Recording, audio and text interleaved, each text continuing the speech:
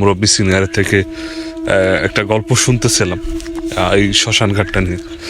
ওই যে পিছনে ওই যে তাল গাছটা, এই জায়গাটা, এটা হচ্ছে আমাদের মরাট ইউনিয়নের তেলিগাতি গ্রামের পুরাতন শ্মশান।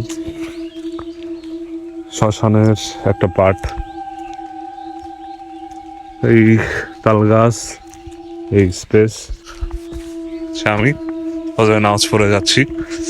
তো এই শ্মশান ঘাটের বেশ কিছু গল্প শুনেছি ছোটবেলা থেকে, আর সচক্ষে এরকম কোনো কিছু দেখার সৌভাগ্য হয়নি। যাক, সৌভাগ্য দুর্ভাগ্য যাই বলি, ওইগুলা থেকে দূরে থাকাই ভালো।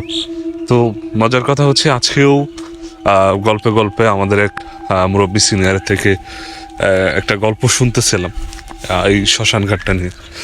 ওই যে পিছনে ওই যে তাল গাছটা, এই জায়গাটা।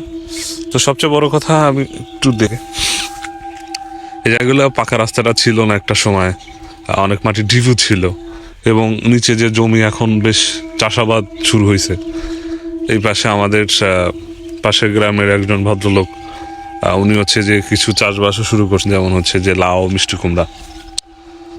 তো মজার কথা হচ্ছে যে একটু ভৌতিক প্যারানর্মাল কিছু গল্প, ইনশাল্লাহ সেই গল্পটা আসবে। আমি এক্সপ্লেন করার চেষ্টা করব যে কী কী গল্প ছিল।